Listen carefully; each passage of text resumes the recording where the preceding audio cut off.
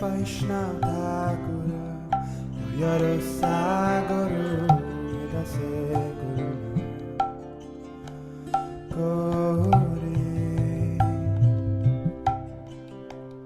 Oh He Vaishnava Thakura Doyara Sagara Edase Karuna Kori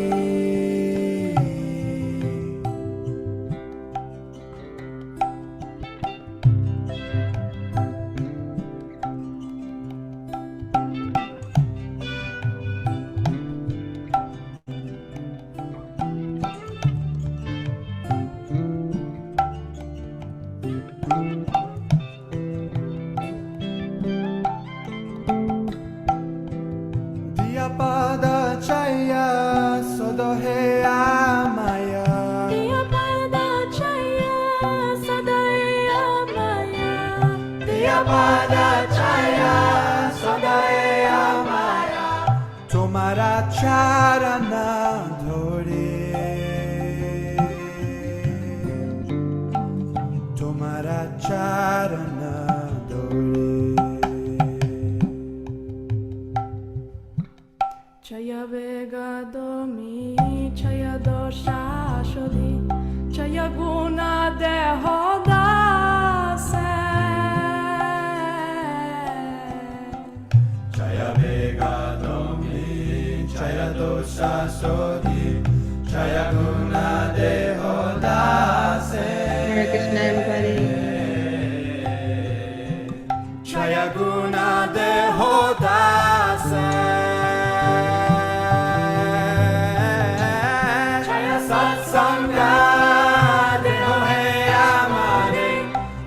Satsanga deho he amare Chaya satsanga deho he amare Poshechi sangero ashe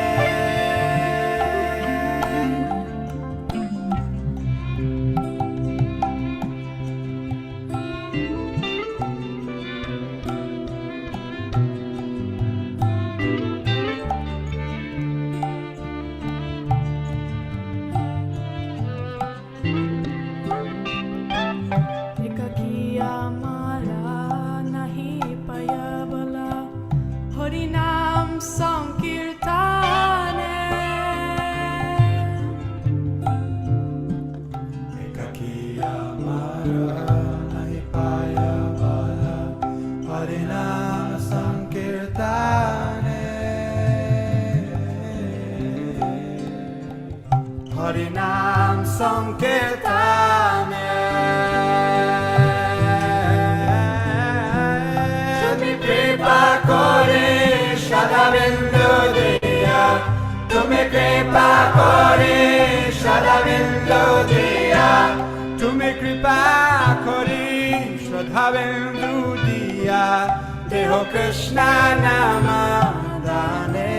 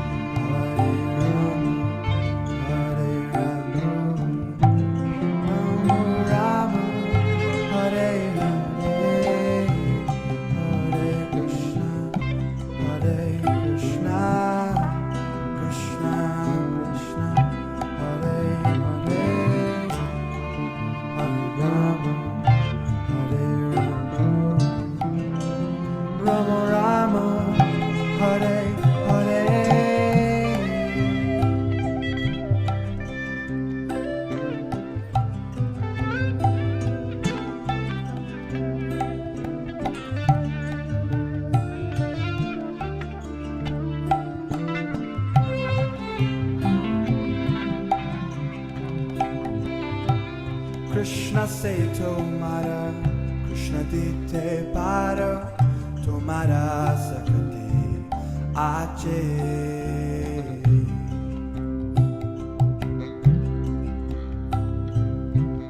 Krishna se tomara, Krishna dite paro, tomara shakati ache.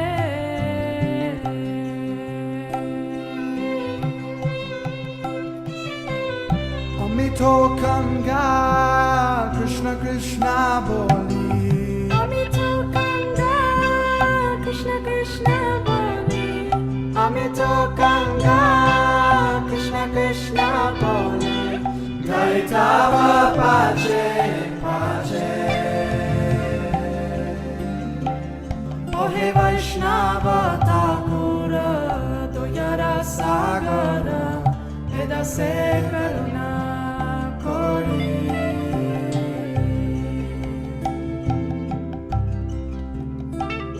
Ohe Vaishnava Thakura Doyara Sagara Edase Karuna Kori Vaishnava Thakura Ohe Vaishnava Thakura Ohe Vaishnava Sagara Edase Sagara Vaishnava Thakura Doyara Sagara Ohe Vaishnava Thakura Doyara Sagara Edase Karuna Kori Edase Karuna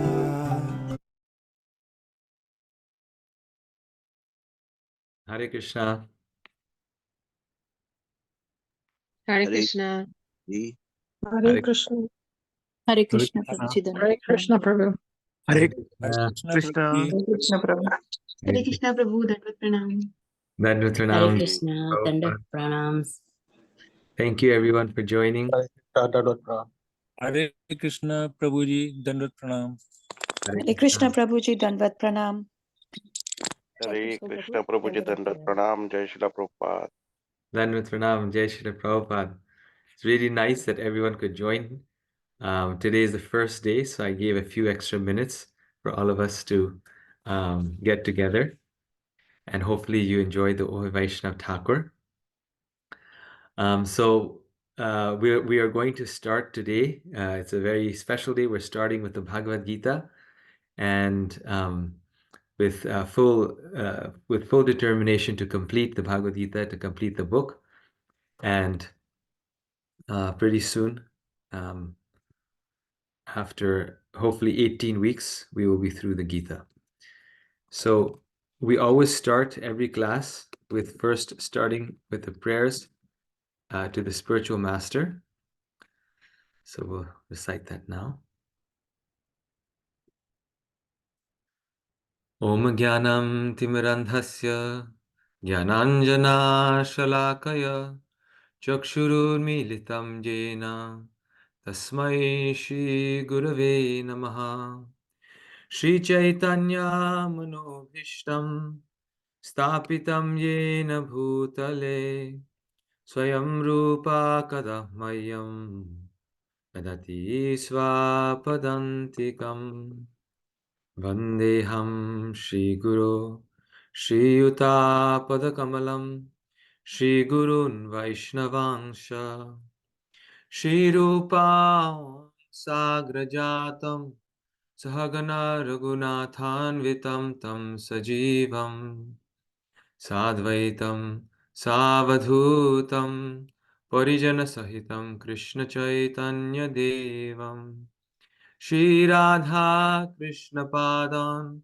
Sahagana Lalita Shri Vishakhanvitangsha He Krishna Karuna Sindho Dinabandho Jagatpate Gopesha Gopika Kanta Radha Kanta Namostute Tapta Kanchana Gaurangi Radhe Vrindavaneshwari Vrishabhanu Devi Pranamami Hari Priye Vanchakalpa Tarubhyascha Kripa Sindhubhya Eva Cha Patitanam Pavanebhyo Vaishnavebhyo Namo Namaha Jai Shri Krishna Chaitanya Prabhu Nityananda Shri Advaita Gadadhara Shri Vasadi Gaura Bhakta Vrinda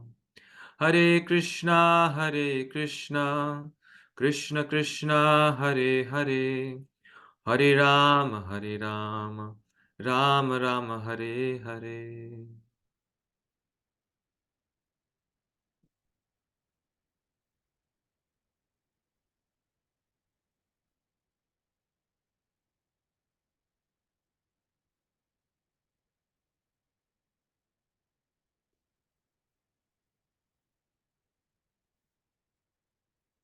So you may have noticed on the WhatsApp group, I put the names of all the students who took the Nectar Instruction and Ishopanishad class.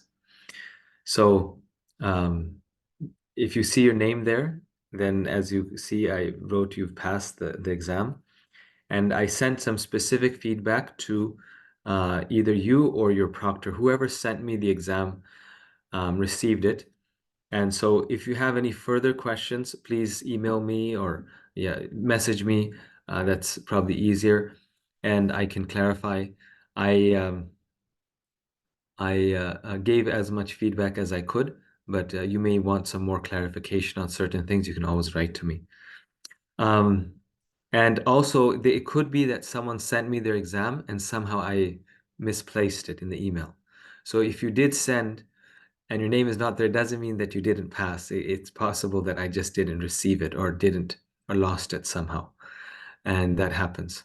So if you don't see your name there, please message me and we'll discuss it. So congratulations to those students. So basically the Bhakti Shastri, the way we're doing it, it goes in rotation. So there's no real start date, there's no end date. We cover, there's 4 main books and 3 modules. There's 3 main modules. We cover them in sequence. So we just finished the Nectar of Instruction and the Ishopanishad. Now we're starting the Bhagavad Gita.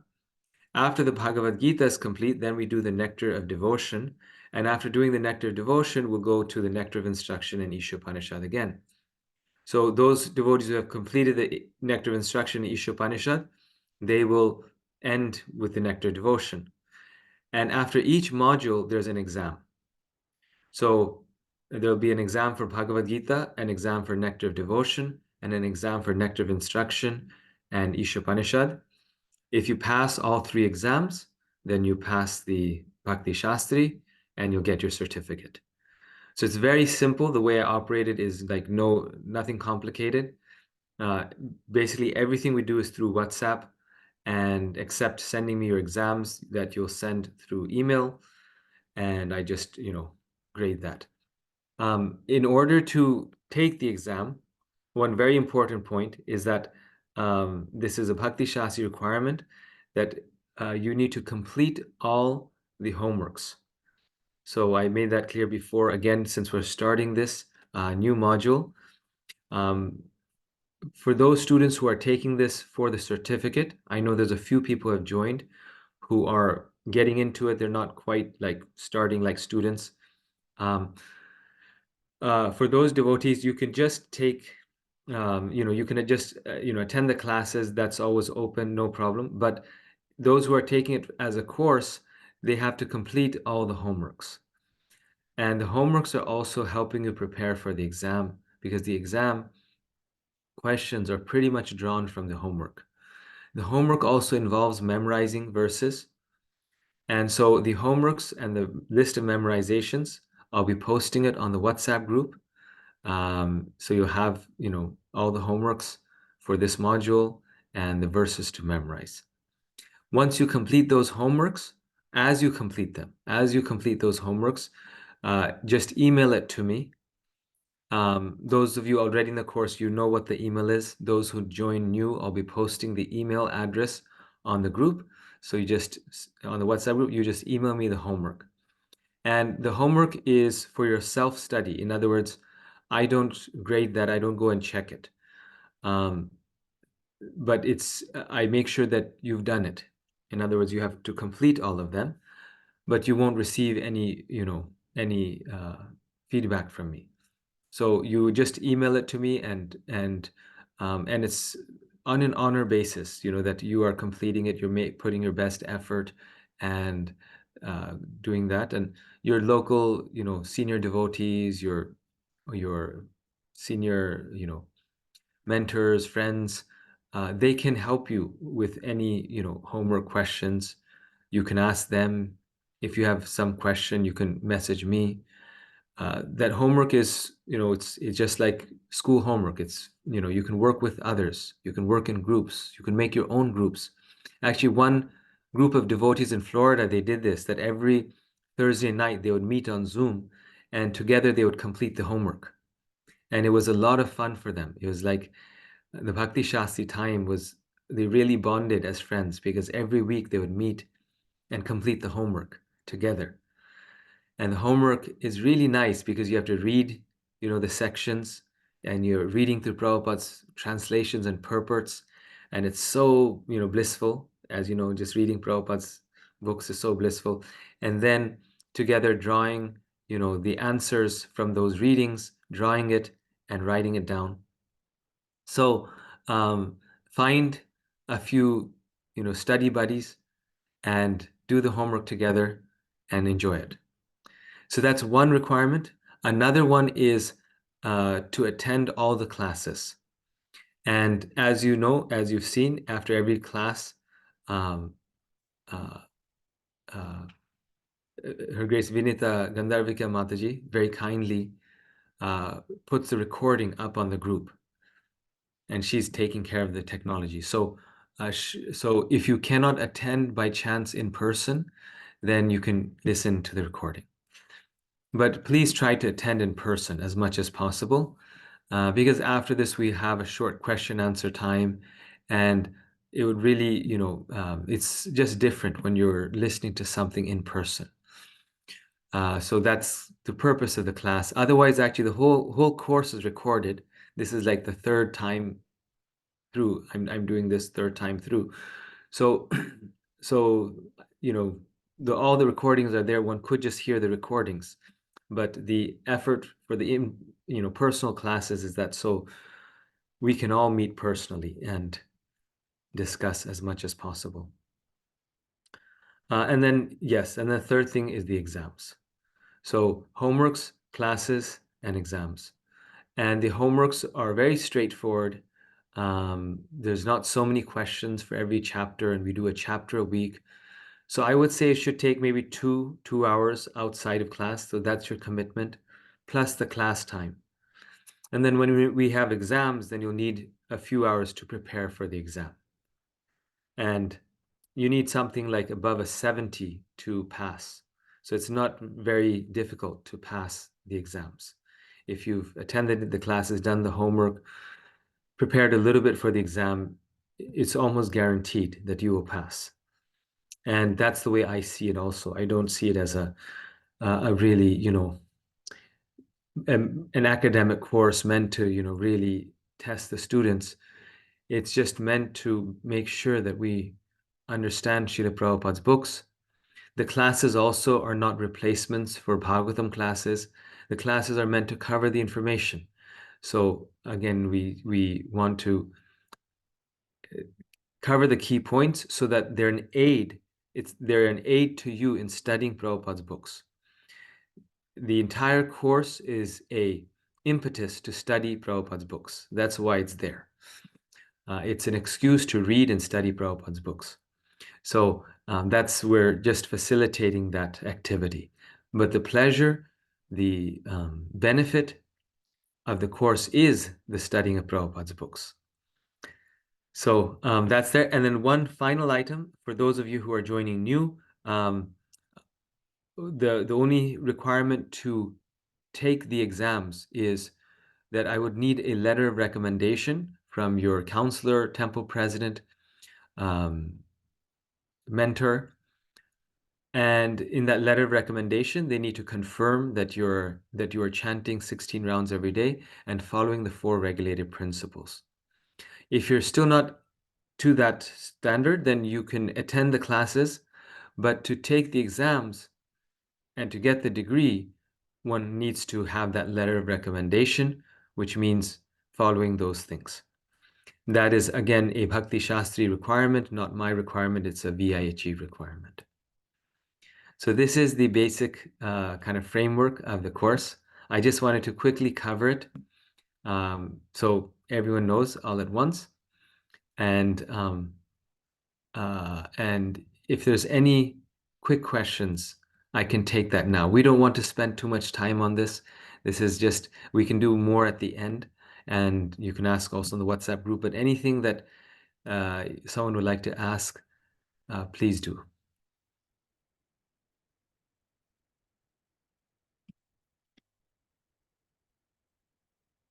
Okay, wonderful. So thank you. Okay, so today I was thinking it would be very nice to start with the introduction of the Bhagavad Gita.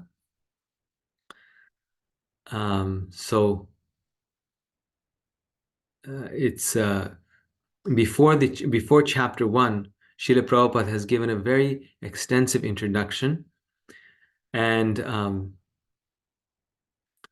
at the end of the introduction, he's given the Gita Mahatmya, which is a very nice place to start with.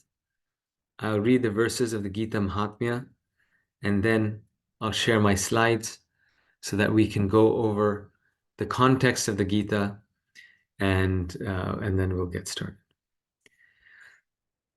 Gita Dhyayanashilasya Pranayama Parasya Cha Naiva Santi Hi Papani Purvajanma Kritani Cha. If one reads Bhagavad Gita very sincerely and with all seriousness, then by the grace of the Lord, the reactions of his past misdeeds will not act upon him. Gita Mahatmya number 2. The Lord says very loudly in the last portion of Bhagavad Gita 1866. So Prabhupada then confirms this.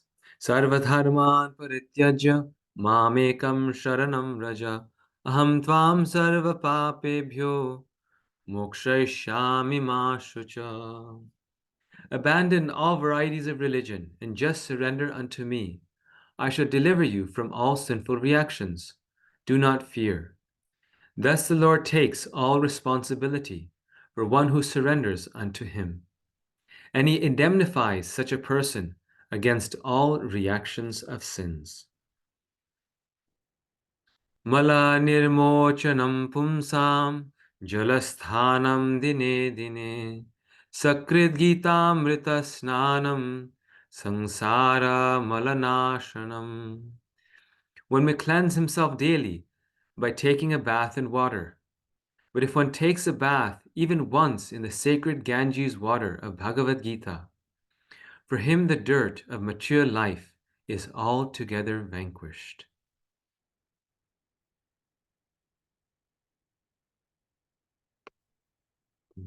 So again, this point that all misdeeds, all reactions of past activities are annihilated when one reads the Bhagavad Gita. And now again, it's being said that reading in the bath water, reading in the Ganges water of the Bhagavad Gita burns away a person's sinful, past sins even more swiftly than taking bath in a sacred body of water. So when we absorb our intelligence, when we drown our intelligence in the words of the Bhagavad Gita, it is like going to the holy places. It's like bathing in the Ganges River, which, it's so uplifting. Whenever you bathe in the Ganges, everyone feels just uplifted. It's just amazing somehow. It's such a divine experience. And people take such great pains to go to the Ganga, travel so far to go there. And we get that same benefit when we are bathing in the waters of the Bhagavad Gita. We have that Ganges right here in our hand. And this is why also sharing the Bhagavad Gita with others, distributing the Bhagavad Gita is so special, because we're giving them this book and it goes in their home, and it's like the river Ganges going in their home. They have a holy place of pilgrimage sitting on their bookshelf. And Even if it sits on the bookshelf and they never open it and they never read it, still they're gaining benefit by its presence. That presence of that Bhagavad Gita will one day draw them to the next step in spiritual life, will draw them closer to Krishna. What to speak of opening the book and actually reading it and absorbing our minds in the words of Bhagavad Gita? How auspicious it is. One small personal experience I had, which really, you could say, it made a stark impression on me on the power of the Bhagavad Gita, was one time when I was in Mayapur Dham. Then there I had the service of assisting my spiritual master Gopal Krishna Goswami Maharaj in his deity worship. And those of you who know him, he has many Shaligram Shilas. He used to travel with about 250 Shaligram Shilas. So in Mayapur, in the place where he was staying, they had a very nice room for him, a beautiful, Mayapur is beautiful to begin with, nice facility. But in the room, the table for his deities was a little small. It was like this small room and a small table. And there's so many Shaligram Shilas there, and his Gaurnitai deities are also there, his Srila Prabhupada deities, Nrsingadev deity, plus 250 Shilas, all on the same table. And in the evening, it was our service. Guru Maharaj would worship the deities in the morning. In the evening was our service to take the tulsi off of the Shaligram Shila and wipe them. So as I was doing that, because the table was rather small and because I was so overcome by the modes of nature, I foolishly, accidentally knocked one of his Shaligram Shila over, and that Shaligram Shila fell off of the table and it cracked. Can you imagine? Cracking the deity of your spiritual master. And when that happened, I just about collapsed, like, now this is the end of my life. My Guru Maharaj's deities are going to burn me, or I'm just going to go into the earth or something. And so his Shaligram Shila cracked, and then I took the two pieces and went to Guru Maharaj and was apologizing, asking for forgiveness. Please, I'm really sorry I did this. And he was very, so sober. He was, obviously not very happy. But the main thing that he was concerned with was that, that breaking the Shila was an offense, right? It was a very big offense. And he also knew that it was not completely my fault. The table was small, so many Shilas. Invariably, one of them falls, and Maharaj mentioned that it had happened in the past where they had fallen off the table. In this case, that particular Shila was in such a way that when the Shila fell, it broke. Normally when they fall, they don't break, but in this case, it was high enough and like that it broke. So I asked Guru Maharaj, how can I rectify this offense? Made a big offense. How can I rectify it? And he said, read the 12th chapter of the Bhagavad Gita. And other things were also there, but he made sure that I read the 12th chapter of the Bhagavad Gita. He said, read a chapter of the Bhagavad Gita, and the 12th chapter is the shortest chapter of the Gita.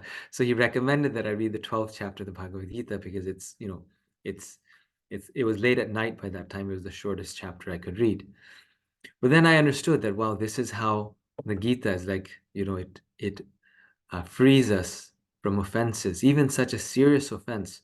It can rectify that offense. So very powerful.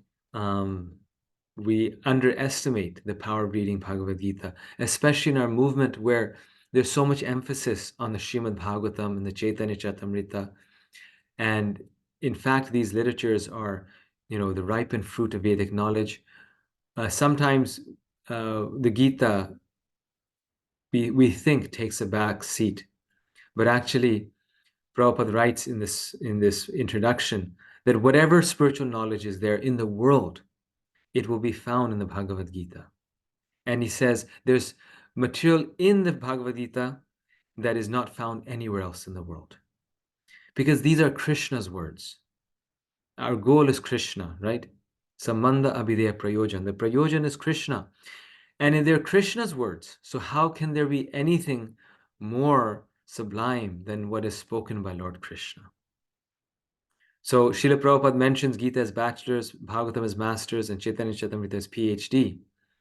But still, in one sense, that's the case because we're getting more and more confidential knowledge, more and more knowledge, about the, bhakti, devotional service of Krishna as we go through these books. But still, Gita can take us to the highest levels of ecstasy. We need the other books to unpack it because we don't have that, that capability. But the Gita has everything in it.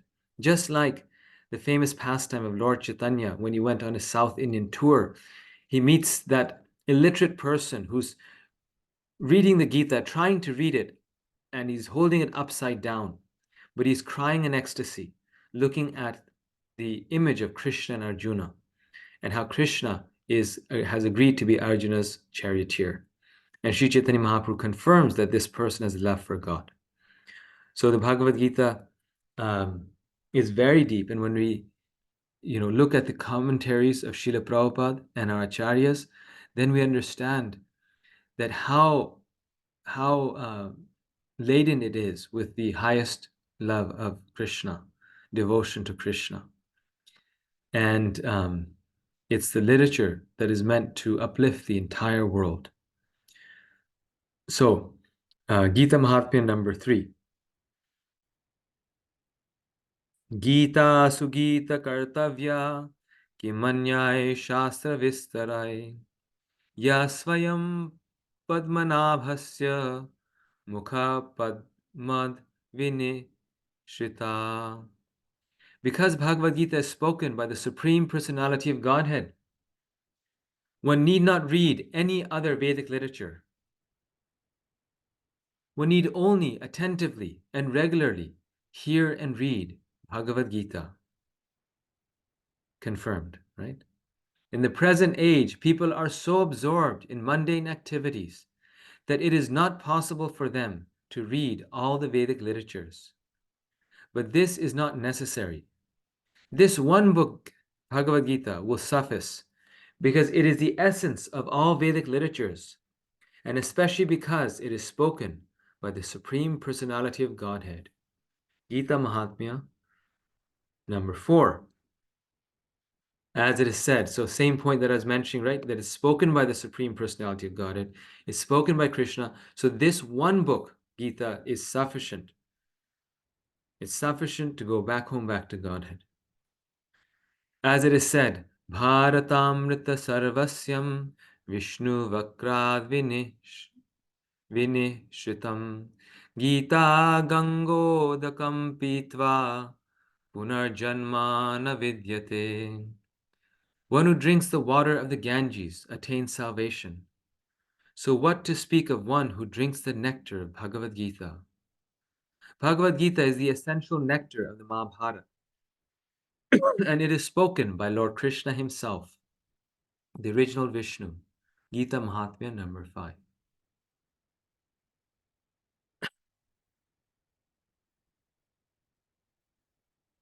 Bhagavad Gita comes from the mouth of the Supreme Personality of Godhead, and the Ganges is said to emanate from the lotus feet of the Lord.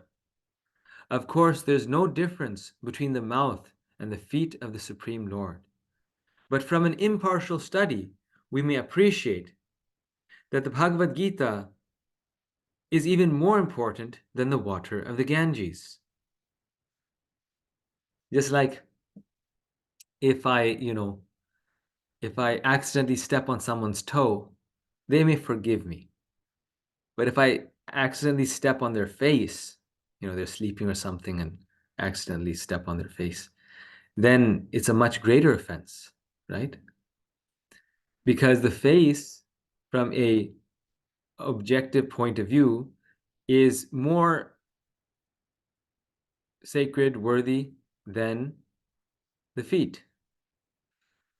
And so, if the Ganges is emanating from the feet of the Lord and the Gita from the face of the Lord, from the mouth of the Lord, then how important must be this Bhagavad Gita?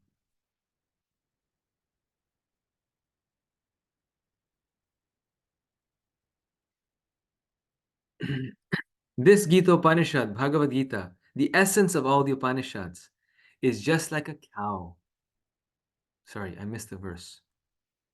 Sarvopanishado gavo dogdha gopala nandana partho vatsa sudhir bhokta dugdham gitamritam mahat.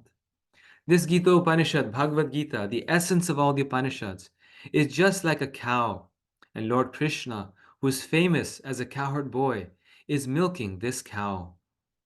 Arjuna is just like a calf, and learned scholars and pure devotees are to drink the nectarian milk of Bhagavad Gita. Arjuna is there just to take the knowledge from Krishna, to milk the knowledge. But actually, the calf does not drink all the milk of the cow. The calf just drinks a little bit, just so that the cow will start giving milk. But the rest of the world drinks that milk. In the same way, all the learned scholars and pure devotees are to drink the nectarian milk of Bhagavad Gita. Actually, we need to be a pure devotee to appreciate the Gita. And this is why we are receiving this knowledge from Srila Prabhupada, because only he and the other pure devotees can appreciate the words of Krishna. So this is why we are reading this in disciplic succession. And then the last verse, Ekam Shastram Devaki Putra Gitam, Eko Devo Devaki Putra Eva, Eko Mantrastasya Namani Yani, Karma Vikam Tasya Devasya Seva. In this present day, people are very much eager to have one scripture, one God, one religion, and one occupation. Therefore, Ekam Shastram Devaki Putra Gitam. Let there be one scripture only. One common scripture for the whole world, Bhagavad Gita. Eko Devo Devaki Putra Eva. Let there be one God for the whole world, Sri Krishna. Eko Mantras Tasya Namani. And one hymn, one mantra, one prayer, the chanting of his name. Hare Krishna, Krishna Krishna, Hare Hare, Hare Rama, Rama Rama, Hare Hare. Karmapyekam tasya devasya seva. And let there be one work only, the service of the Supreme Personality of Godhead. So, one scripture, Gita, one Lord Krishna, one mantra, the Maha Mantra, and one work, the service of the Supreme Lord. So this is the Gita Mahatmya. It's very, Prabhupada writes it in his introduction because it's the, so to say, the verses that we must read before studying the Gita. We must understand the importance of a work, the value of a work before we can read it and really appreciate it. So we're very fortunate. We're very blessed that we have this opportunity to study the Bhagavad Gita through the words of Srila Prabhupada, to study it so that we can actually get the chance to understand the Gita. Prabhupada has said that there's over 700 editions of the Gita, but only this edition, Bhagavad Gita as it is actually able to bring one to the point of love for Krishna. He said none of them are able to do that because they are not presenting it as it is. They're not presenting it through the line of disciplic succession there's some interpretation, some interpolation, something in the middle that's causing the potency to be lost. So here we find that disciplic succession, and Srila Prabhupada ends the introduction with that disciplic succession, not to show his importance, but rather as an expression of his humility, that the reason I can do this is because I am following in this line of disciplic succession. I'm repeating what they have given me. And Srila Prabhupada said, I have only one credit to my name, and that is that I acted like a mailman, where I took Krishna's letter and I gave it purely, perfectly, and unopened, unchanged. I gave it to the receiver. So not only in the Gita, but this version of the Gita, we know that we received it from the perfect source and in the same exact form as what Krishna spoke to Arjuna. Okay, so thank you for this.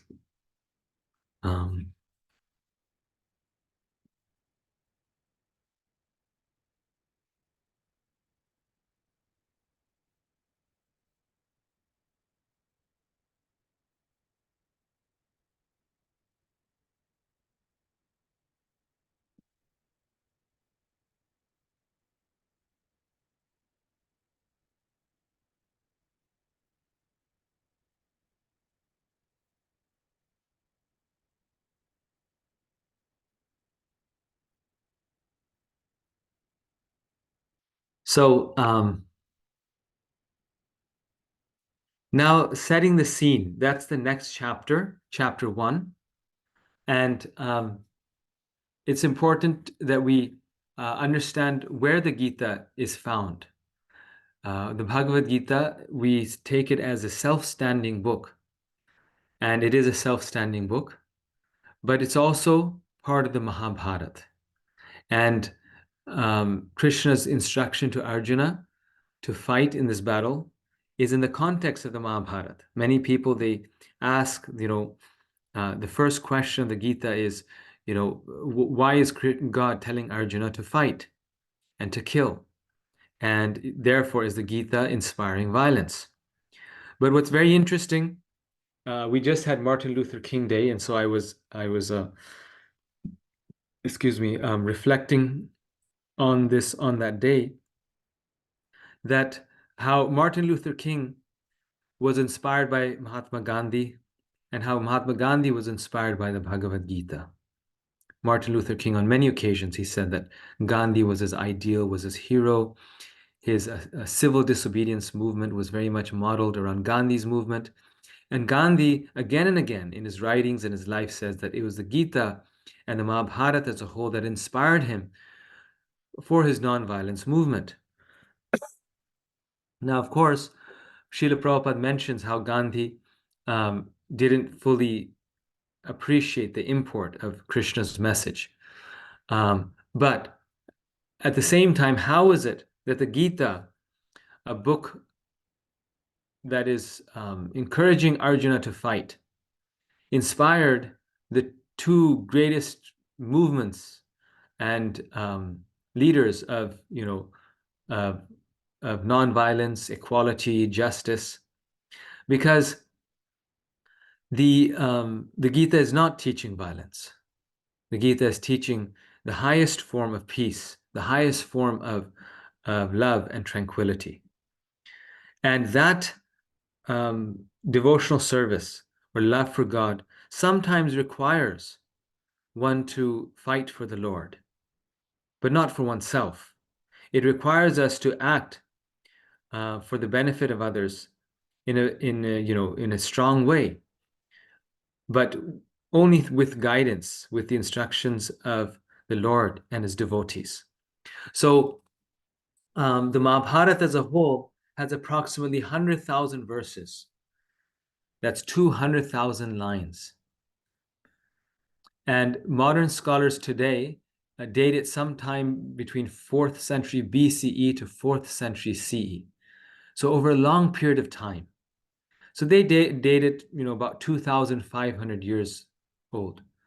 And the tradition itself, Srila Vyasadeva and our acharyas have told us that it was written down 5,000 years ago by Vyasadeva.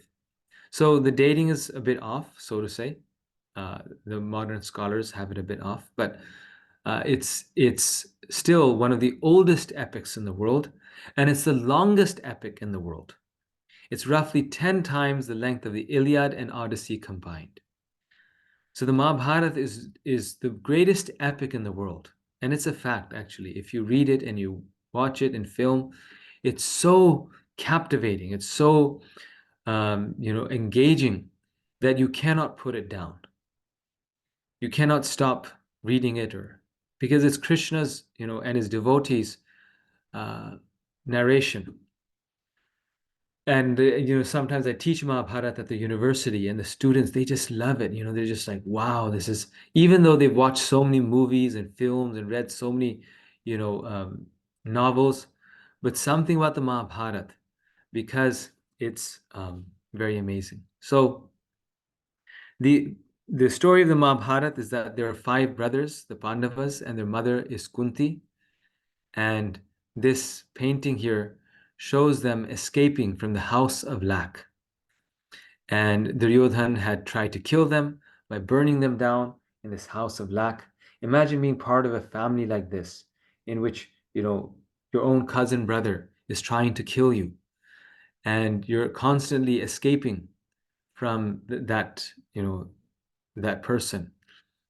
And they had lost their father, Pandu, and they were at the mercy of their uncle, Dhritarashtra. Dhritarashtra, who was partial toward Duryodhana, the evil Duryodhana, who wanted to kill them. So they, by Krishna's grace, are always protected by him as children while they're growing up. And they gain a very good education under Dronacharya. And after they're young men, then again, Duryodhana tries to kill them in so many ways, one of them being the house of lack. Then when he's unsuccessful in killing them, he sees these 5 brothers are somehow invincible. I'm not able to kill them. Then he tries to cheat them with a gambling match. And we all know that story. He takes away Duryodhana's kingdom by a game of dice, by a rigged game of dice. He had a rigged, dice. And Yudhishthira coming under the influence of the effect of gambling. And this is why one of the messages of the Mahabharata is that we should not gamble. Through the life of Maharaj Yudhishthira, it's trying to show the destructive effects of gambling. And we see this, in like Las Vegas. So many people go there, and after a week's time, they've lost all their money. Like they worked 20, 30 years to develop a fortune for themselves, to collect $200,000, $300,000 in the bank. Let's say if they worked really hard, or even $50,000, but it's their life savings. And after 2 weeks of gambling, they can't stop gambling. They're going home with a 0 bank balance and nothing in their pocket. It looks very, unharmful when you go, think about casinos and things. Okay, these are people who they lose money, they play dice and whatnot. But actually, we don't realize how deep the effect is. And in these places, the suicide rate is very high because they do it and then they realize, what have I done? I lost. Someone has just cheated me. A legal entity has just cheated me. These casinos, they've taken away all my wealth. What's the difference between them and someone who comes and robs your home? They've stolen everything from me. And it'll take me another 20, 30 years to build it. Like all that hard work, all the sacrifices that I made, the time that I spent away from my children and from my family and from, playing sports, just so I can earn money. That time is all wasted. It's like someone made you a slave because you worked and they took away everything that you gained from that hard work. So it's a very serious offense, very serious sinful activity to gamble or to engage others in gambling. And this is what Shakuni and Duryodhana had had connived, had masterminded to do with Yudhishthira. And they were successful. They stole everything from him. And as you know, once he loses everything, there's another game of dice. They lose their honor also. They bring Draupadi into the assembly. They drag her in by the hair because Yudhishthira has accidentally, due to the effects of gambling, he's gambled away his wife as well, hoping that he might get everything back. Because the way they were playing the dice was that if you get one roll right, you get everything that you lost back. So Yudhishthira kept thinking, if I could just, I'll be lucky this next time. So many times I played, I lost. So if just one time I get the right roll, I get everything back. So he kept on trying in this way, brother after brother. And then finally Draupadi. He didn't want to bet them, but he thought, if I can just do one right, I'll get it back. And that's the way how gambling overcomes a person. And so once he loses Draupadi, then she and the brothers are Duryodhana's property. He's lost himself also. He can't speak up. So then they drag her in by her hair. And in front of the entire public, they try to remove her clothes, try to strip her naked, the reason why they wanted to do this is that this would be an irreversible violence towards the Pandavas. Everything else would be reversible. If they lose the money, they can get it back. But this they cannot get back.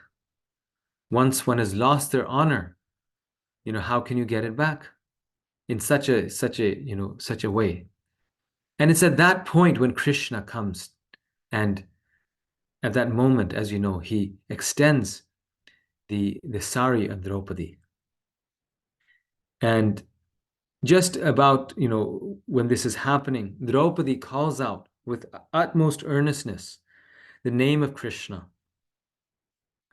And she calls out with such earnestness that the Lord actually appears. And it said that if we also call out Krishna's name with that earnestness, with that sincerity, then Krishna will appear. We chant, but we don't chant in that state of mind, with that devotion, with that dependence. We keep trying to find the solutions ourselves. And initially, Draupadi, when Dushashana is pulling on her sari, then Draupadi, being a Kshatriya lady, she was a warrior princess, she tries to hold back, with her own hands, she pulls the sari back. He's pulling on one side, she's pulling from the other side. She makes an effort to really, with her own strength, protect herself, which is what a person is naturally supposed to do. But then when she realizes that this is hopeless, no one can save me other than the Lord, she raises her arms in the air and she calls out to Govinda, Krishna, hey Govinda, and Krishna appears. And it's described in the Mahabharata that it's at this point, when the Kauravas got to this point, where they insulted Draupadi in this way, that they lost the duration of their lives. And this is the very sober message of this pastime, that offenses to great devotees, offenses to the devotees of the Lord, is very serious. One loses the duration of one's life, and therefore should be avoided at all costs. So Krishna appears and protects them again. And it's at this point that Krishna is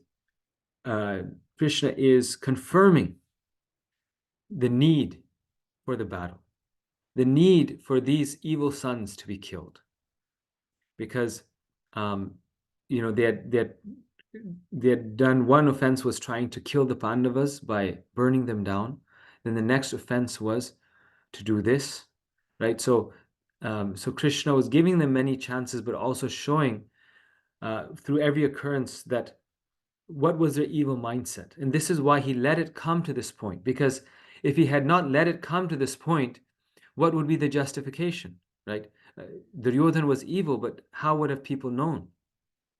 He had to be allowed to do evil for people to know that this is his situation and the need to destroy the evil sons of Dhritarashtra.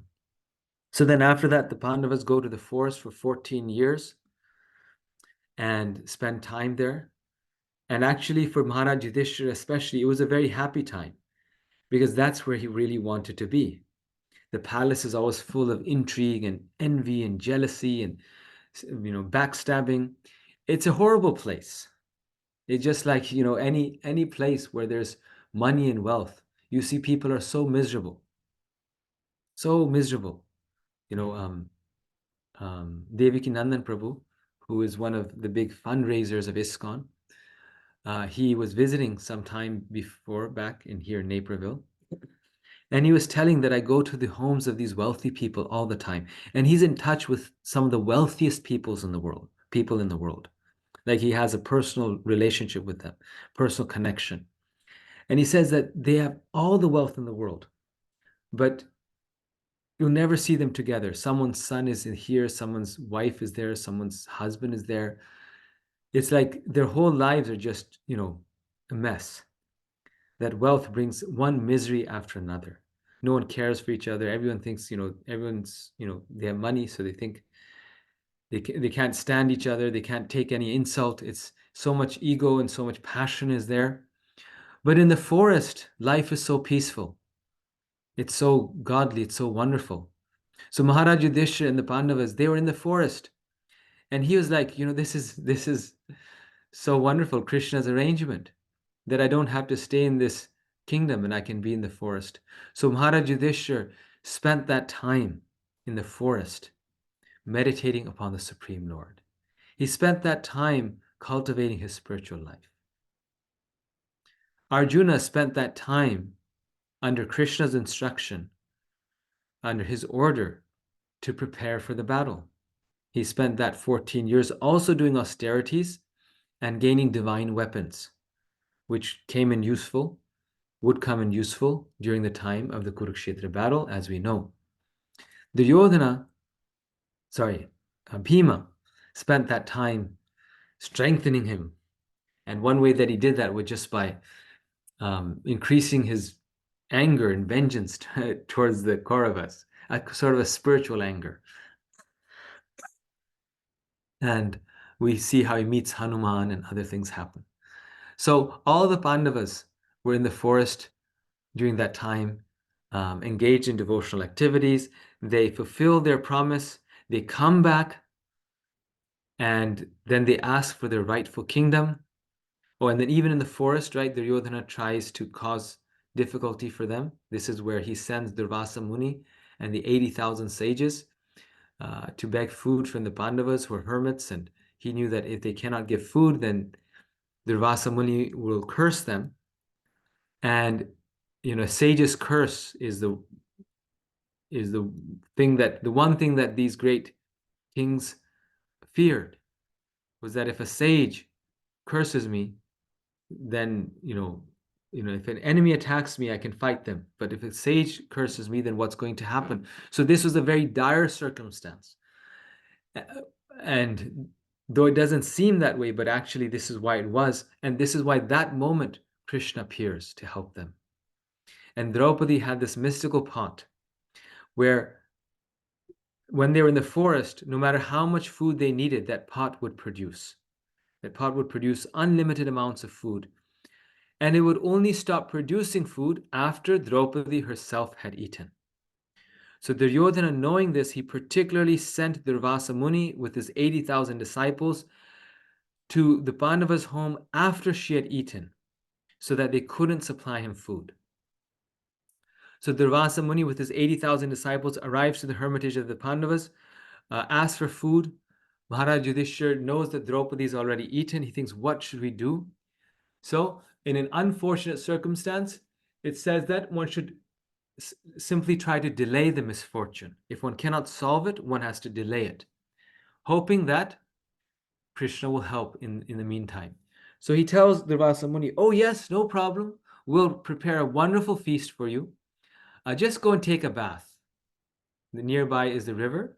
All of your sages, go and bathe, take a shower. You've traveled a long way, and then cleanse yourselves and come back, and prasadam will be ready for you. And in the meantime, Krishna comes to their home, and Krishna, when he arrives, he just walks to the front door and he says, I came all this way to see you, but I'm really hungry. Give me something to eat. And so then Draupadi and the Pandavas, they think, oh no, Durvasa Muni and his 80,000 sages have come asking for food. Now Krishna's also come asking for food. Now will displease the devotees and will also displease Krishna. What can we do? What should we do? And so Draupadi looks in her pot and she finds that there's one grain left in her pot. Krishna says, whatever you have, just give it to me. He says, I don't have anything. He says, no, you have something. Show it to me. And so Krishna takes that one grain and he eats it. And because it's offered with such love and devotion, he accepts it. He feels satisfied. He's completely satisfied. And when Krishna is satisfied, then the whole world is satisfied.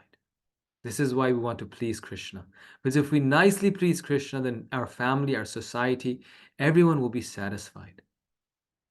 So when he ate that grain of rice, then all the sages were satisfied and they go back.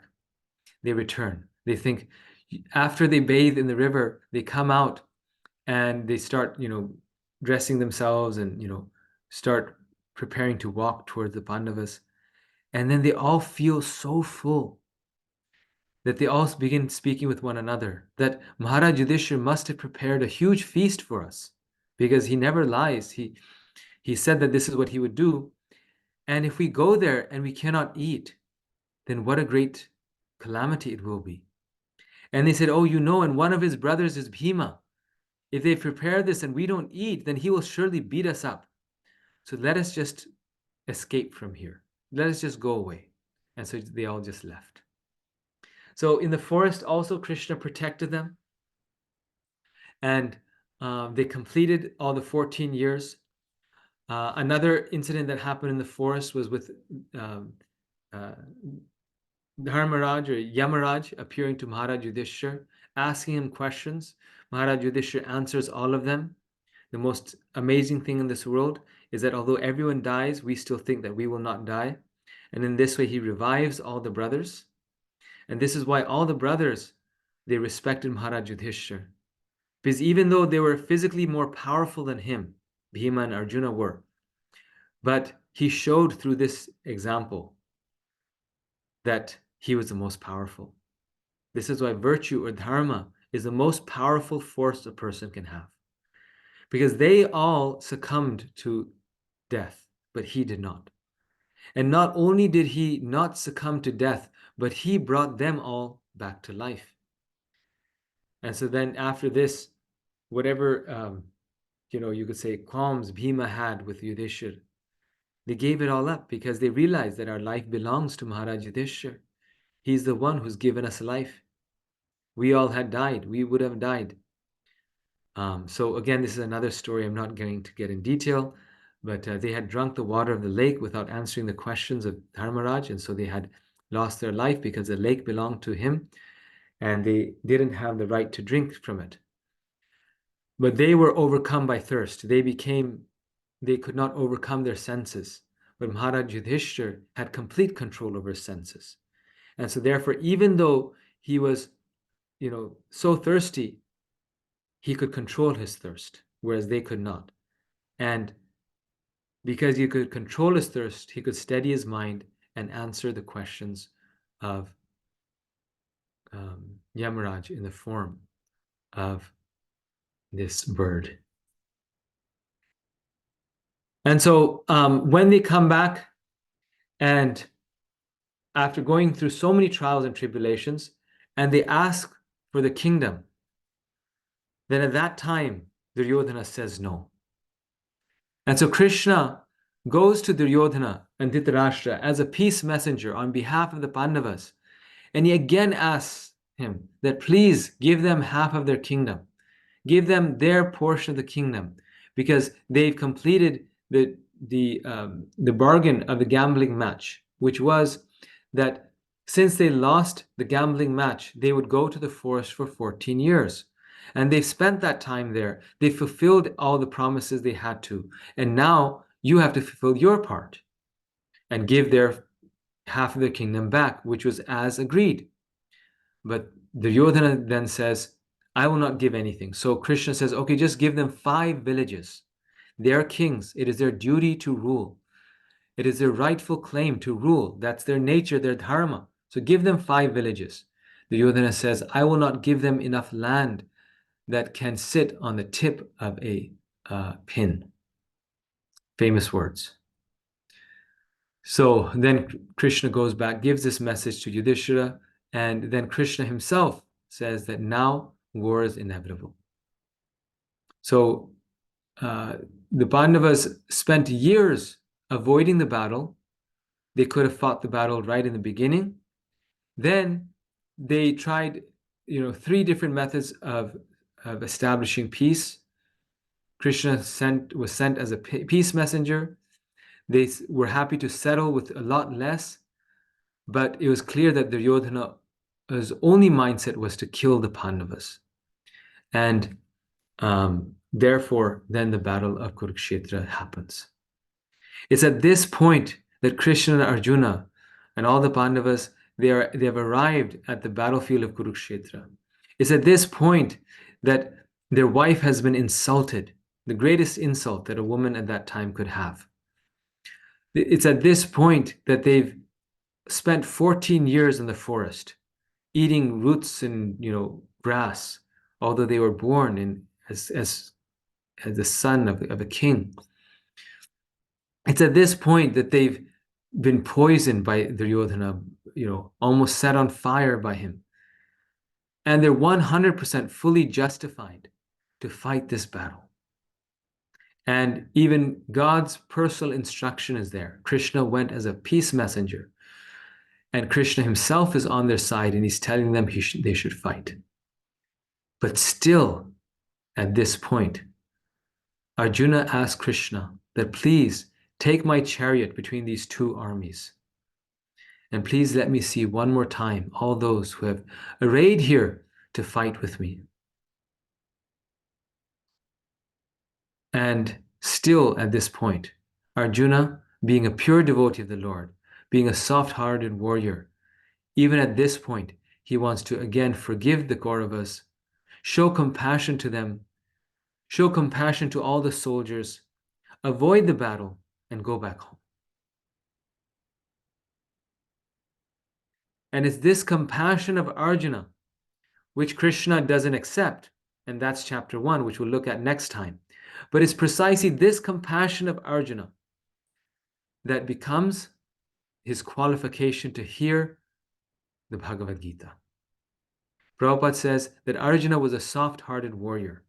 And although his compassion was misguided, as we know, and it was misdirected, but Prabhupada writes that Krishna is so pleased by this that therefore he chose Arjuna as his disciple and as the proper recipient of the Bhagavad Gita. And Arjuna, among all the people there, was the last one who should have wanted to avoid the war, who had the least reason to avoid the war. Because Arjuna had been insulted the most. He had won Draupadi's hand. So an insult to Draupadi hurt him the most in some ways. He had seen all of his brothers suffer. He had, dealt with all of this since his childhood. Furthermore, he was the most powerful warrior at that time. If you don't have the strength and there's a chance for you to die and all these things, then obviously you want to avoid conflict. But when you're the most powerful warrior around, and during the exile time, he had single-handedly defeated all the Kauravas, all the great warriors together on one side, he alone on the other side. So he also had demonstrated and he had the confidence that he could do it.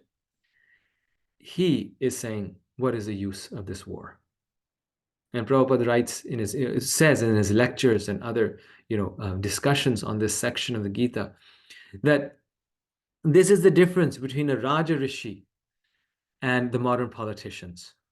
The modern politicians have no power, yet they want to fight and, kill and allow people to die and fight at every trifle.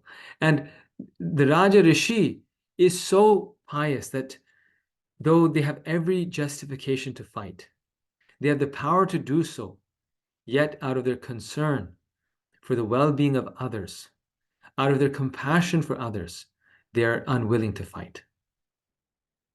So we see, this is the compassion of a devotee. This is the forgiveness of a devotee. The Kauravas had done everything to him, yet he was willing to forgive them, to just let them have the kingdom, walk away from it. And this is why we see Arjuna is the close friend of Krishna. Because a devotee is as good as God. God is this compassionate, but a devotee can be that compassionate.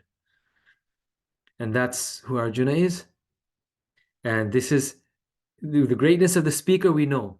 That is God, the Supreme Personality of God. Krishna himself is speaking this work, how special it must be.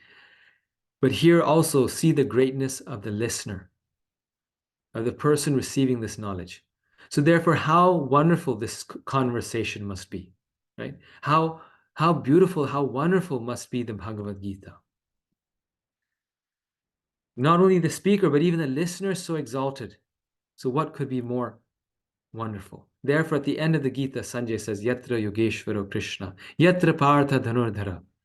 That wherever there's Krishna and wherever there's Partha, there will certainly always be victory, opulence, and unending power, unending glory, happiness. Because Krishna must be there, but Arjuna must also be there. And both of them are there. So how can there be any defeat? And this is why this conversation between these two great souls, Krishna and Arjuna, is the most sublime conversation. And so it's in this context, at this point, that Krishna speaks the Bhagavad Gita. And when the audience is so exalted, then we can understand that how high, how elevated this knowledge must be of the Gita that Krishna is giving to Arjuna. He's the best audience. Krishna is the best speaker. So only the best conversation can take place. And that is being seen within the heart of Sanjay, who's relating it to Dhritarashtra, the blind king. And we get to know it through Sanjay. That's why the Gita begins with Sanjayu Vacha. Right? Because why not Shri Bhagavanu Vacha? Because it is Sanjay retelling this to Dhritarashtra. Actually, it starts with Dhritarashtra Vacha, the question of Dhritarashtra to Sanjay. Dhritarashtra Vacha, Dharmakshetre Kurukshetre. And during the battle, and now this is post-Gita, we know how Krishna is so much in love with his devotee Arjuna. In this soft-hearted warrior, pure devotee Arjuna, that he even breaks his vow. He breaks his promise. He lets go of his honor just to protect his devotee Arjuna. And this is not his weakness, but this is his glory. This is his strength. And that's why he tells Arjuna that you declared boldly that my devotee never perishes. And at the very end, of course, Bhishma Dev, lying on the bed of arrows, gives the final instructions to the different Pandavas. So, concluding here, Srila Prabhupada in a lecture on Bhagavad Gita, chapter 1, text 4, he says, Krishna wanted to gather all the demonic powers on the battlefield of Kurukshetra and kill them. That was his plan. The fight was who would be the king, Maharaj Yudhishthira or Duryodhana. So Krishna decided Duryodhana is unfit. Maharaj Yudhishthira is fit. This was Krishna's desire. Therefore the fight, Kurukshetra. Krishna wanted to wipe out all unwanted demons from the face of the world and enthrone Maharaj Yudhishthira because he was the exact representative of Krishna. Anyone who was killed, who died in the battlefield of Kurukshetra, in the presence of Krishna, they all attained their original constitutional position, spiritual form. They all went back to home, back to Godhead. Everyone. Therefore, Krishna is absolute. Either he's killing or he's protecting. It is all the same. So back to our original question, is the Gita teaching violence? It is not teaching material violence. It is not teaching any form of violence. It is, the Gita is on a completely different level. In which battle does everyone get liberation? The Gita is teaching pure devotional service. And it so happens that that pure devotional service in the case of Arjuna is that he must fight to protect the weak from the strong when all good argument fails. He must fight to serve the Supreme Personality of Godhead. He must fight to please the Lord. And Krishna is standing there right in front of him. He shows his universal form, confirms that he's God, and therefore he's fighting. But otherwise, outside of that context, the Gita is teaching us pure devotional service, love for God, and that involves the qualities which the Gita talks about, compassion, forgiveness, kindness, tolerance, humility, patience. These are the qualities that one must emulate. So the Gita is, by no means teaching violence. Because a violent person doesn't have those qualities. It's teaching service to the Lord. Okay, so this is the point where I'm going to stop. This is our introduction to the Gita, and also covering some of the key elements of Srila Prabhupada's introductory chapter to the Bhagavad Gita. And next time we'll start with chapter 1. So this week we have spent, the introduction to the Bhagavad Gita is actually a separate book. It's also published as a separate book. It's a very significant part of Prabhupada's Bhagavad Gita. So it's necessary to cover that. Please read that introduction this week. I can't remember if you have homework questions on the introduction. I'm pretty sure you do. But in any case, I will be sharing you the homework for this week. Okay, so if there's any questions, comments, we can take them for 10 minutes. We'll end promptly at 8:30 my time. So any questions, comments? Normally, actually, it's shorter, but this week I started with an introduction to the course, setting things up. So that's why we started a bit late. So we're ending a bit late. Yes. So Karthik Chandra Prabhu. Hare Krishna Prabhuji, and that pranam. Then, Very nice, nice Prabhu introduction to Gita. Thank you so much, Prabhuji. I have a question on the books covered. Is there any order we should be taking, Prabhuji, or whatever class is currently going on, should we take it? Like, what do you suggest? These books actually, when I took Bhakti Shastri in person in Philadelphia, this was almost like 20 years ago, over 20 years ago. Then at that time, it was taught in person and as a full-time course. So like you did nothing else other than study the Bhakti Shastri. So we were doing books simultaneously. So we had the morning class, 2 hours was Bhagavad Gita. Afternoon class was Nectar Devotion. And then after Nectar Devotion finished, then we were still doing the Gita. The morning class was the Bhagavad Gita because it's the biggest, longest one. And then the evening class was the Nectar Devotion, Nectar of Instruction, and then Isha Upanishad. So the way I learned it, there wasn't any specific order. In fact, we were learning these books simultaneously. But actually, the Gita is a nice book to start with because it's always a foundation. So if you're starting now, then that's perfect. If you're not, then it doesn't matter which order you go in. So yeah, either way is okay. Thank you. Thank you. Thank you for bringing blessings from New Vrindavan. Yes. My pleasure. Thank you. Hare Krishna. Okay. Madan Gopal Prabhu. Thank you very much, Gopal Hari Prabhu. I just wanted to take a moment to appreciate this wonderful introduction that you did, the background, because not everybody knows the Mahabharata.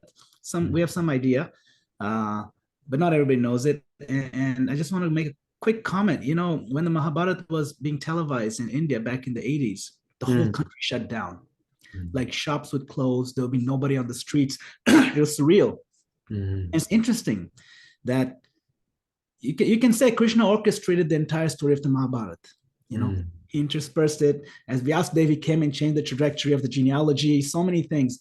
And it is such an interesting story. And at the peak of the climax, which is the moment before the battle, which is people want to know, is Duryodhan going to really be killed by Bhima? Is Bhima going to tear the chest of Dushasan and really drink the blood? Is Draupadi going to stand on his head and take a bath? I mean, very graphic stuff, but people really want to see what happens. That's the moment when everybody's at the edge of their seat, their eyes are wide open, the ears are wide open, and that's where Krishna drops the succinct philosophy of all of Vedanta, when everybody, including people who don't care for philosophy, have their ears and eyes open. That's the brilliant genius of Krishna, that before the battle starts, after the conch shells have been blown. I mean, if there was a TV series called The Philosophy of the Upanishads, India would not shut down. So this is the sweetness of, yes, and it's quite that's amazing. a nice point. Comment that. Thank you, Hare Krishna. Yes, thank you, Prabhu. Such a wonderful point. If this was, you know, a study of the Upanishads, people would not have, you know, the whole of India would not have stopped. But it's Krishna puts it in this wonderful narrative, a drama and intrigue, and the lives of these amazing devotees, and that's why it captures everyone's attention. And he gives that philosophy, like Prabhupada says, a medicine inside a lollipop. Right? Yes. Thank you. And it's a fact that when the power would go out, then there would be riots on the streets, because everyone was so you know, watching the Mahabharata, and so the power companies would make sure that it can go off at any time, but not at that 1 hour when the Mahabharata was being televised. Yes. And you have a very amazing temple behind you, Prabhu. It's so amazing, so beautifully designed. Yeah, we're almost there. We should we're hoping to open this year in 2024. Wow. Almost there. All glories to your service. Hare Krishna. Hare Krishna. Madan Gopal Prabhu ki jai. Yeah. Rajeshwari Priya Mataji. Hare Krishna, Prabhuji, Dhanvat Pranam. I have two questions, Prabhuji. And it seems like every time we read the Gita, it's new knowledge and new. So the disciplic succession. Ours is Brahma, Madhava, Gaudiya Sampradaya. So I was looking at Brahma in this line, and Madhava. I see number 5, number 8, and Madhavendra Puri. I always thought it was Madhavendra Puri. So do you know who is the Madhava in our disciplic succession? So yes, this Madhava is Madhvacharya. So when we say Brahma, Madhva, Gaudiya Sampradaya, we're skipping a lot of people in that phrase. Brahma, Madhva, Gaudiya is like, we just mentioned a few of the main ones, and ... right? So here, the detail here, I can actually, this will be easier here like this.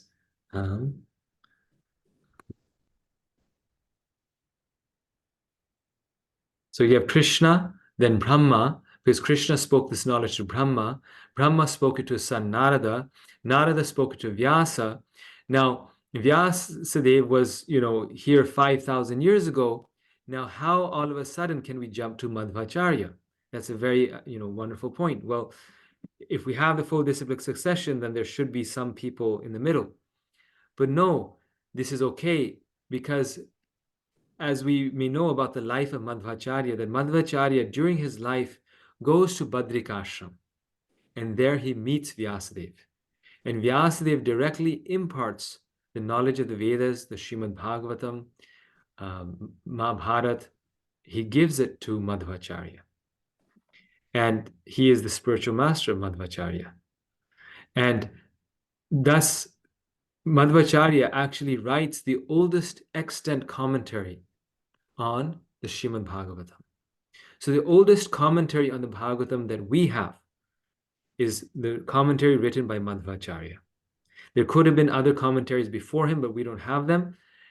And Vyasadeva wrote the Bhagavatam, and Madhvacharya wrote the first commentary on the Srimad Bhagavatam. And these are actually his disciples, Jayatirtha, all the way up to here. These are Madhvacharya's disciples.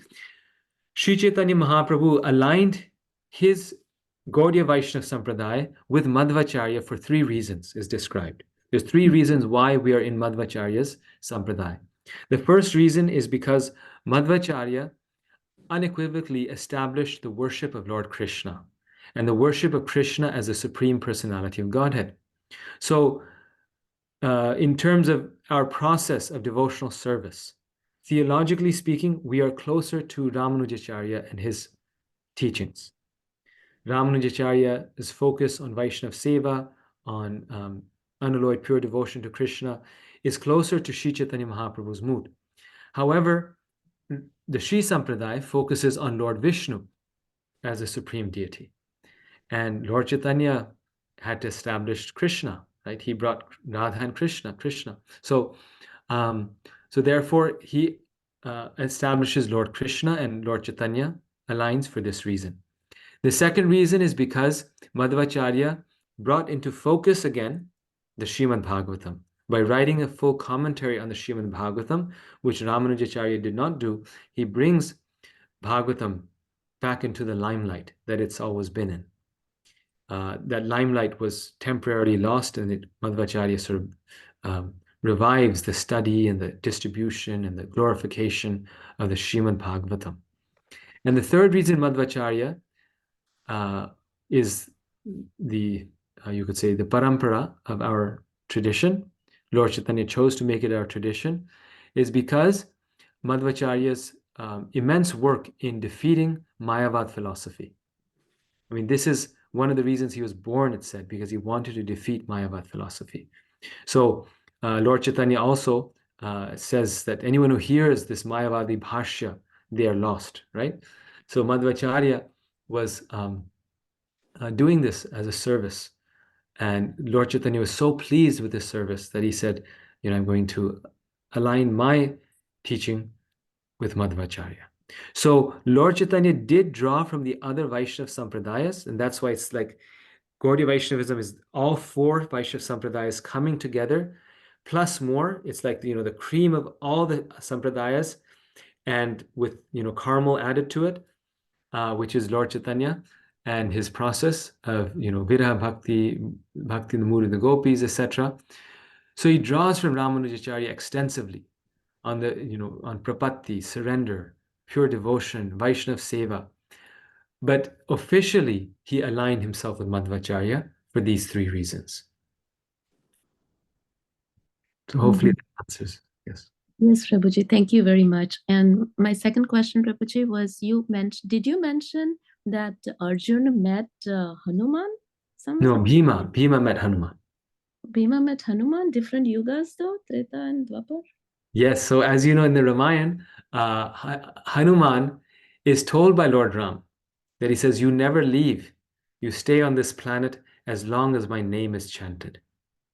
So Hanumanji is still here. He still hasn't left, because still there's these Hare Rama, Hare Krishna devotees that are chanting the name of Lord Ram. So, yes. So that's why that's why Hanumanji was still there when the Pandavas were here, and he meets Bhima. He's also on the flag of Arjuna, and he's actually there. Like, he's not just, it's not the flag, he's actually there. Okay, thank you. Yes, nice questions. Bimala Bhakti Mataji. Hare Krishna Prabhuji, Dandavat Pranam. Hare Krishna. Dandavat Pranam to all devotees here. So this is my first time. I'm a very newcomer. All the initiated, I met you in Vancouver in 2022. So very nice to get into this program. There are a few questions. So what my understanding is that every week the class will be for an hour or an hour and a half.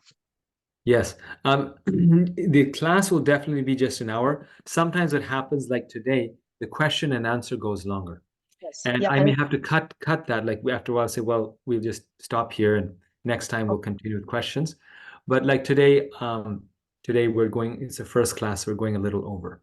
So my experience is it's generally like an hour and 15 minutes because Okay. I finish the class in about less than an hour and then there's time for questions and answers. Sure. Now, the other understanding is that we will be getting homework every week for the what we have Yes. discussed this 1 week. The other is that you mentioned about 3 modules and 4 books. So how that is, maybe you can Yes. talk about next So week. one module is the Bhagavad Gita, which we're doing now. The second one is Nectar Devotion.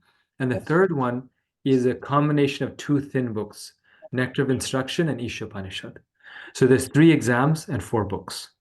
Okay. One exam is those 2 books. And then is it possible that a new devotee can join for next week? Is that So okay? as I mentioned, to take the Bhakti Shastri exam, one has to be chanting 16 rounds, following the 4 aggregated principles, have a letter of recommendation to actually take, and so I need that recommendation before they can sit for the exam. However, if someone wants to attend the class, they're always welcome to. Okay. And is there any cost attached to it? There's no cost. Yeah, I do this as a service. Okay. Thank you so much. Those women. Thank you so much, Prabhu. Thank you. Hare Krishna. Ranchar Prabhu. Hare Krishna Prabhu, Dandavat Pranam. This is Ranchar's mother, Krishna Jivni. We Hare were both Krishna. Hare Krishna, Hare Krishna. We were both listening together. First, thank you very much. You narrating the story, although we've heard it many times, it really builds up to the crescendo of why on earth would we not want to spend more time studying this scripture. So that was wonderful. My question and partly comment is the choice of the setting, the battlefield, a metaphor for our life? With all its chaos and complexities, we are probably all dealing with many of the similar situations that Arjun dealt with. So that seems for us to not give an excuse. Like often we are told, you can do this when you're a little older, but to me, it feels like this is how our real life is. And even the choice seems apropos for conveying the message. Yes, it's such a nice point actually that you're bringing up.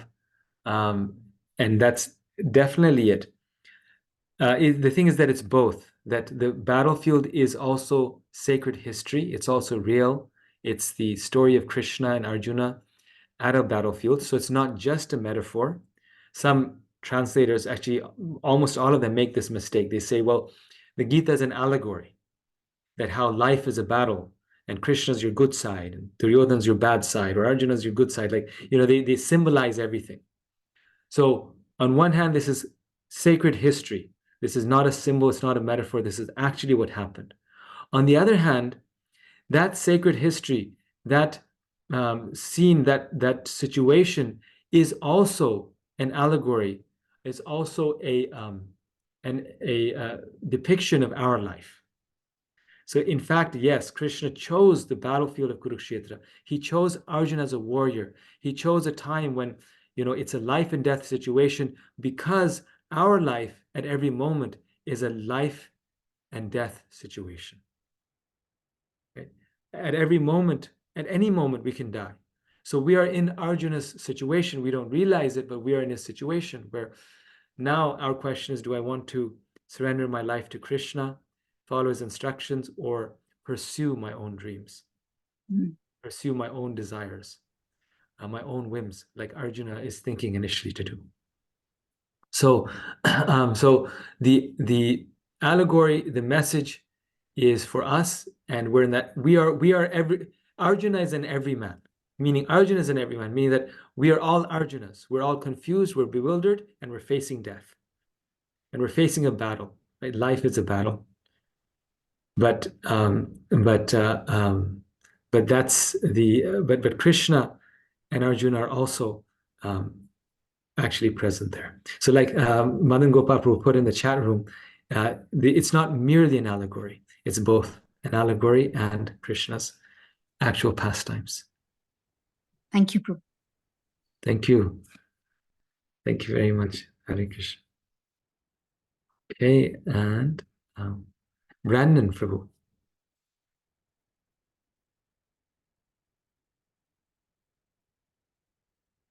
Brandy or Brandon? Hi, it's Yes. me. Hare Krishna. Hare Krishna. So nice to see you. So nice to Welcome. see you. I didn't have a very serious question. I mostly wanted to say hello and thank you so much and let you know that we really sat here and listened and enjoyed it. We're looking forward to the rest of the 17 weeks.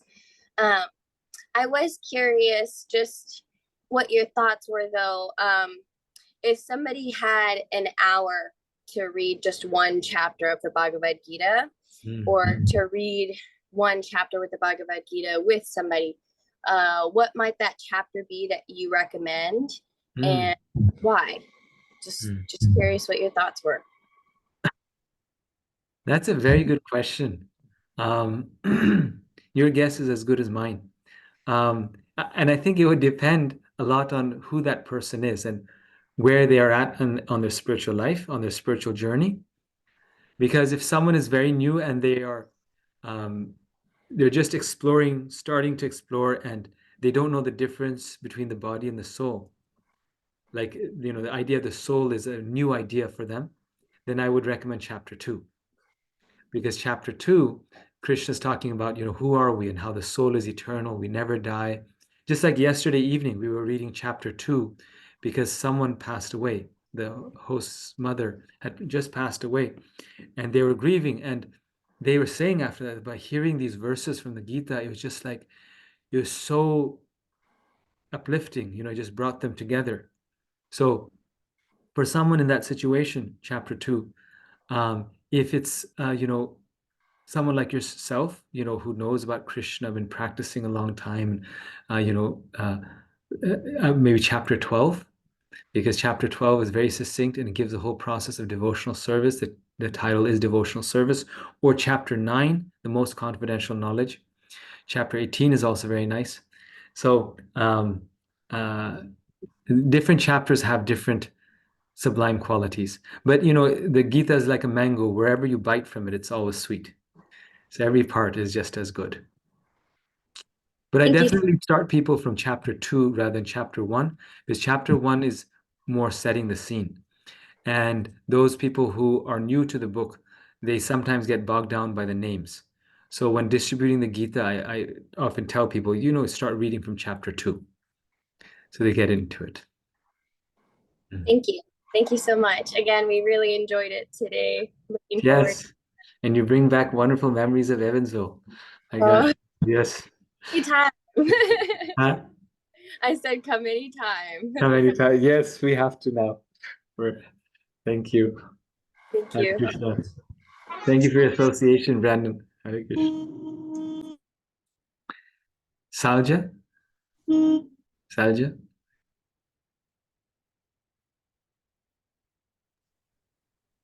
You have to unmute yourself, Mataji. Oh, thank you, Prabhu. Hari Bol, Prabhu. Hare Krishna. Thank you so much for this. It's wonderful. Every time I think I know something about the Mahabharata, there's always, and the Gita, and there's always a unique perspective. Controlling versus surrender is always a balance, which I try to find when to control, when to let go. That's always been tricky. So thank you for bringing that up. I know you touched on it, especially with Draupadi's and other stories. The one question I had is when you said, and actually re-emphasizing the power of reading the Gita, I think something which was a good reminder for me. But I think one thing which I always wonder and what stops me, but I always wonder is when we say read the Gita, and I frankly do not know any Sanskrit. I'm slow and steady at Sanskrit. But is it better to read the Gita, the Sanskrit part of Gita with errors, or versus the English part is easy, so easier rather? Is it better to read, what do we call reading the Gita? Is it the Sanskrit part with errors, or we should read the English part with accuracy, or both, I guess? What would you recommend, and how should I approach it? Well, both very nice points, actually. I'll just touch on the first one that you made, which is the relationship between effort and Krishna's mercy, right? You're mentioning how we are always, and Srila Prabhupada was the perfect in that. We see in his life, he practically showed how he would put so much effort in, right? He came at the age of 70 across an ocean, had 2 heart attacks on the way. So he was not just throwing up his arms to Krishna, you do everything for me. He was putting in 100% effort. Yet at the same time, he was fully depending on Krishna. So I'll put my effort in, but I fully depend upon you. And I have full faith in you that actually you're the only one who can do things and help me. So Draupadi, it's not so much the physical action that she was trying to protect herself first, but initially she may have felt that, well, I can do this, I can handle this, I'm a warrior princess. So mentally she wasn't depending fully upon Krishna in her consciousness. But when she fully depended on Krishna, then Krishna was there. So both are necessary, and the devotee makes an effort, but in the consciousness that I'm depending on Krishna. And when he sees, and that's an art, when he sees that now Krishna is making it clear that in spite of my efforts, this is not going to happen, then he allows Krishna's desire to prevail because he's fully dependent on Krishna. Even if that's uncomfortable for him, even if that's not the solution that he wanted, he or she wanted. So, and that's the hard part. That's the surrender part, acceptance part. So we make the effort to please Krishna, and then we accept the result. Like Krishna is saying in the Gita, the result is in my hands. We accept the result that Krishna allows. Right? So we don't know why Krishna is doing things, why, and sometimes it feels it shouldn't be this way, but Krishna has some plan that we don't know. Yeah. So that's devotional service. Actually, the whole process of devotional life is doing 100% effort and 100% dependent, and sort of, you could say, practicing that. And in terms of Sanskrit, it doesn't matter at all which version we read, because the Roman transliteration or the actual Sanskrit, the main thing is that we are chanting and hearing the Bhagavad Gita. That vibration, it's a sound vibration that purifies our heart. Whatever language it's in, doesn't matter. Of course, if you know the Sanskrit, it's wonderful to do the Sanskrit. Why not do it in the original text? But someone can be doing it in English and have 10 times as much devotion and realization about the Bhagavad Gita than someone who's a Sanskrit scholar and perfectly reciting it in Sanskrit. So yes, the main thing, like Prabhupada says, the qualification is to be a friend and devotee of Krishna. Thank you, Prabhu. This is wonderful, and thank you for solving my doubts. Thank you. Yeah. And thank you for being so enthusiastic and contributing to this course. Thank you. Hare Krishna. Hare Krishna.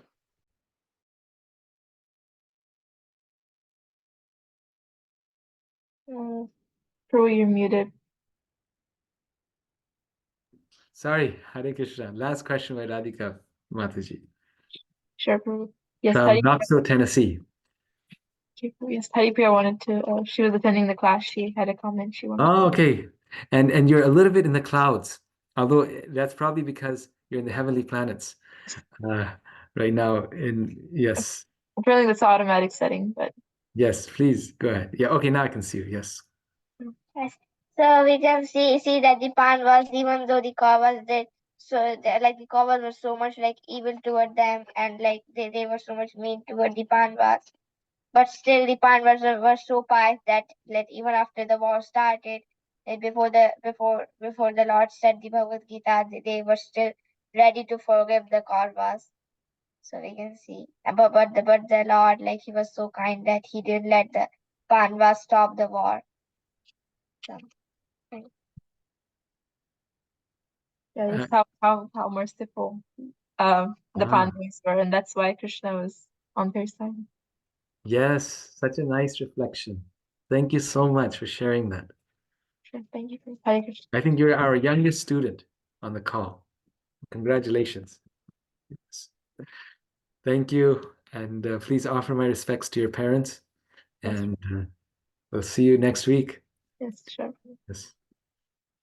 Okay, with that note, thank you, everyone. If you have any question, please post it on the WhatsApp group, and we'll be in touch, and I'll post your homework, not just for this week, but for quite a few weeks, so you have it all, and also the study guide. There's a study guide that I'll also share, and the email where you need to send the homework. Okay? Hare Krishna Prabhu, this is Ratri Hare Vilas. Krishna. Can I call you for 2 minutes if you're available? Sure. Yes, after the call. Sure. Yes. Thank you. Thank you. Thank you so much. Hare Krishna. Thank you, everyone. Thank you Dhanyavad so much. Prabhuji. Hare Krishna. Thank you so much. Hare Hare Krishna. Krishna. Hare Krishna Prabhuji. Hare